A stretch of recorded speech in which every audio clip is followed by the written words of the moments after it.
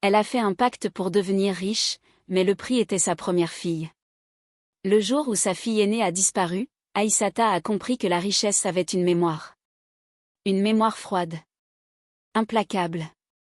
La villa était pleine d'invités ce soir-là, des rires, des verres qui s'entrechoquent, des femmes en asoebi parfaitement ajustées, des hommes en costume qui parlaient pétrole, import-export et marché public.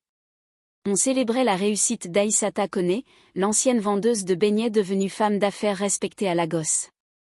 Mais dans la chambre rose, au bout du couloir, le lit de Mariama était vide. La fenêtre était entr'ouverte. Le rideau bougeait doucement. Et sur l'oreiller, il y avait un simple bracelet en perles rouges. Celui qu'on lui avait attaché à la naissance. Aïssata sentit ses jambes céder. Parce qu'elle savait. Le pacte venait d'être réclamé. Avant cette grande villa brillante, avant les gardes à l'entrée et les voitures aux vitres teintées, la vie d'Aïssata se passait à Ashgunle. Là-bas, les rues sont étroites. La poussière colle à la peau. Le soleil frappe fort sur les toits en tôle. Quand il pleut, l'eau entre dans les maisons sans demander permission. C'est un quartier où tout le monde connaît les problèmes des autres. Aïssata vivait dans une petite pièce avec Idriss et leurs 2 filles. La chambre servait de salon, de cuisine et de dortoir. Le matin, elle se levait avant tout le monde pour frire des beignets. L'odeur d'huile chaude remplissait la pièce. Elle sortait ensuite vendre au coin de la rue. Elle criait pour attirer les clients. Parfois, elle vendait tout. Parfois, elle rentrait avec la moitié. Idriss travaillait comme mécanicien. Ses mains étaient toujours noires de graisse. Il était gentil. Il aimait sa famille. Mais il se sentait petit quand il ne pouvait pas payer le loyer à temps. Les voisins parlaient souvent. Une femme ne doit pas briller plus que son mari. Ces mots restaient dans l'air comme une fumée lourde. Mariama observait tout en silence. Elle regardait sa mère compter les pièces le soir. Elle voyait son père rester assis longtemps sans parler. Aminata, elle, était encore bébé. Elle ne comprenait pas la tension dans la maison. Aïssata voulait autre chose. Pas seulement des habits chers. Elle voulait la paix. Elle voulait que ses filles marchent la tête haute. Elle voulait que personne ne se moque d'elle à l'école. Mais chaque fin de mois était une bataille. Le propriétaire frappait à la porte. Les factures arrivaient comme des coups de couteau. Idriss devenait plus nerveux. Il parlait moins. La pression grandissait, lentement, comme une corde serrée autour du cou. Et dans ce silence lourd, le désir de changer de vie devenait plus fort que la peur. C'est tante Safia qui a ouvert la porte. Safia ne parlait jamais trop. Elle était toujours bien habillée. Toujours calme. Les gens la respectaient, mais ils murmuraient aussi sur son passage. On disait qu'elle connaissait les bonnes personnes, qu'elle avait des contacts puissants à Lagos. Un après-midi chaud, elle s'est assise avec Aïssata sous l'ombre d'un manguier. Elle a regardé longtemps les enfants jouer dans la poussière avant de parler. Il existe des raccourcis, quand on est prête à en payer le prix. Aïssata a d'abord ri. Elle pensait que c'était une blague. Elle croyait au travail dur. Elle croyait que Dieu finit toujours par répondre. Mais les choses allaient mal. Idriss avait perdu son emploi. Il passait ses journées à chercher du travail sans succès. Le soir, il rentrait fatigué, parfois avec l'odeur de l'alcool sur lui. Les disputes devenaient plus fréquentes. Un jour, le propriétaire est venu crier devant la maison. Mariama était là. Elle a tout entendu. Elle a baissé la tête. Ce soir-là, elle a demandé doucement.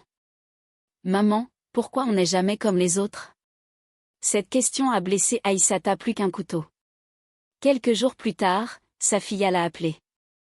Elles ont pris un taxi vers Ikoyi. Le contraste était fort, les routes propres, les grandes maisons, le silence. Elles sont entrées dans une maison isolée. Pas de décor étrange.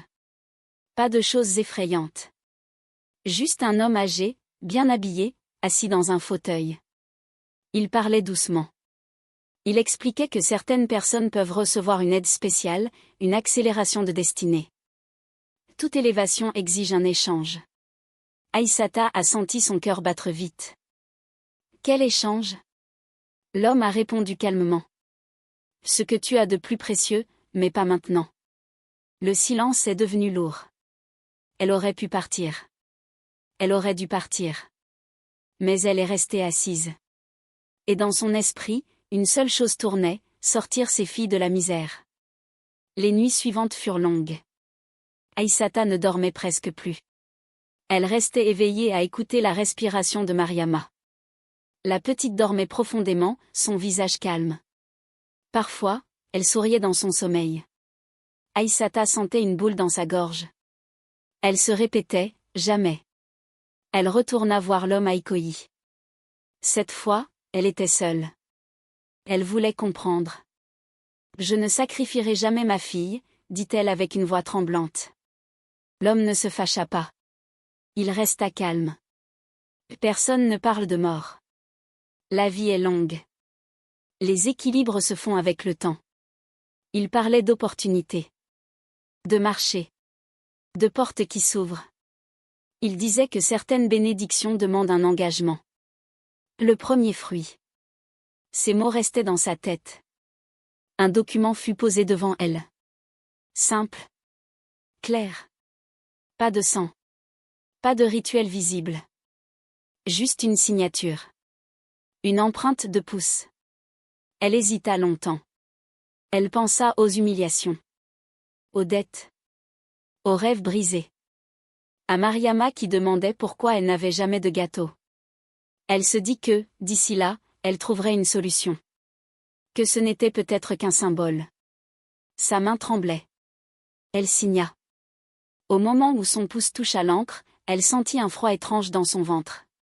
Mais elle se força à sourire. En sortant de la maison, l'air semblait plus lourd. Le ciel était gris.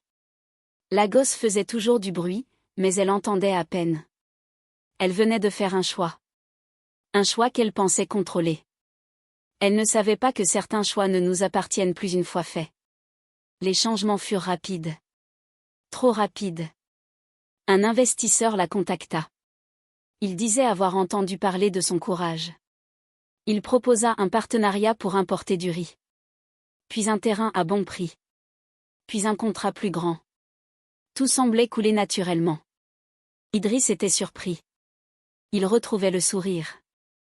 Il marchait la tête haute. Les voisins changeaient de ton. Madame connaît. On la saluait avec respect. Elle quittait Rajgunl. La villa était grande. Les filles avaient chacune leur chambre. Mariama entra dans une école privée. Elle apprit le piano. Elle portait des uniformes propres et bien repassés. Aïssata se regardait parfois dans le miroir. Elle ne reconnaissait plus la vendeuse de beignets. Elle se disait que tout cela était le fruit de son courage. Mais parfois, Mariama la fixait longtemps. « Maman, tu m'aimes plus que tout ?» La question revenait souvent. Aïssata répondait toujours oui. Trop vite. Le soir, quand la maison devenait silencieuse, elle repensait à Ikoyi. Elle repensait au mot « premier fruit ». Elle chassait ses pensées. Elle se disait que tout allait bien. Mais au fond de son cœur, une petite voix murmurait que rien n'est gratuit. Et chaque anniversaire de Mariama devenait plus lourd que le précédent. Le 15e anniversaire arriva. La villa était décorée. Les lumières brillaient. Les invités riaient. Les ministres posaient pour les photos. Mariama portait une robe magnifique. Elle souriait. Mais son regard semblait lointain. Au fond du jardin, près des fleurs, l'homme d'Ikoyi apparut. Personne d'autre ne semblait le remarquer. Il s'approcha lentement. Le délai est arrivé. Aïssata sentit son cœur s'arrêter. Quel délai ? Le premier fruit doit être récolté avant la majorité. Elle voulut crier. Elle voulut courir. Non. Il répondit simplement. Tu as accepté. Plus tard dans la nuit, Mariama disparut. La musique continuait à jouer. Les invités riaient encore. Mais la chambre rose était vide. Le bracelet rouge restait sur l'oreiller. Et Aïssata comprit que le passé venait de la rattraper. Mais ce qui suivit fut encore plus terrible. Avant de continuer cette histoire, abonne-toi si tu aimes les récits puissants comme celui-ci, et laisse un pouce bleu pour soutenir ce genre d'histoires africaines vraies et profondes, parce que ce qui est arrivé après, personne ne l'avait prévu. La police arriva. Les journalistes aussi. Les caméras filmaient la villa. Les voisins parlaient. Idriss criait. Depuis que tu as voulu jouer aux grandes dames, le mal est entré ici. Les partenaires prirent leur distance. Les appels cessèrent. Les contrats furent suspendus. Aïssata retourna à Ikoyi. La maison était vide. Fermée. Comme abandonnée depuis des années. Elle sentit la panique monter. La richesse commença à disparaître. Les comptes furent gelés. Les rumeurs grandissaient. La culpabilité la dévorait jour et nuit. Elle voyait le visage de Mariama partout. Elle comprenait enfin que ce pacte n'était pas un simple papier. C'était une dette vivante. Et elle venait d'être payée. Un soir, Safiya vint la voir. Son visage était fatigué. « Tu crois que tu étais la première ?» Safiya avoua. Elle aussi avait signé, 20 ans plus tôt.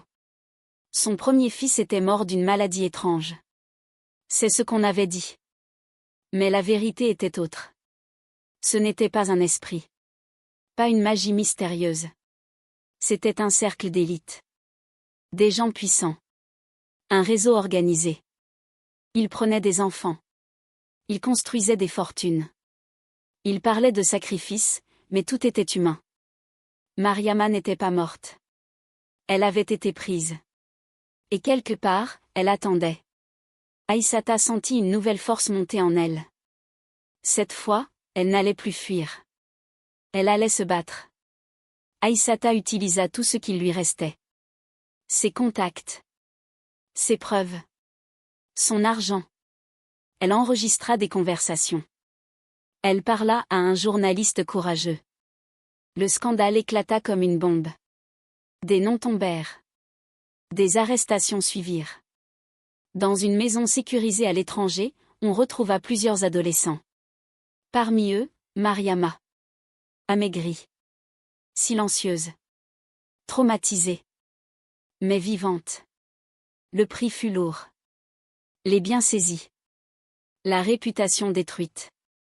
Idriss partit. Aïssata resta seule face à sa fille. Pourquoi, maman? Cette question la suivrait toute sa vie. Elles retournèrent à Ajgan. Pas dans la même maison, mais dans la vérité. Aïssata ouvrit une petite boutique. Simple. Honnête. Pas de raccourci. Mariama mit du temps à parler. Des années même. La confiance ne revient pas vite. Mais un soir, Mariama posa sa tête sur l'épaule de sa mère. Ce n'était pas un pardon complet. Mais c'était un début. Aïssata comprit enfin. La richesse rapide peut briller fort. Mais elle brûle ce qu'elle touche. Et certaines dettes se paient avec le reste d'une vie. Si tu es arrivé jusqu'ici, c'est que cette histoire t'a parlé. Alors abonne-toi pour que d'autres histoires comme celle-ci continuent à vivre, et peut-être à sauver des vies.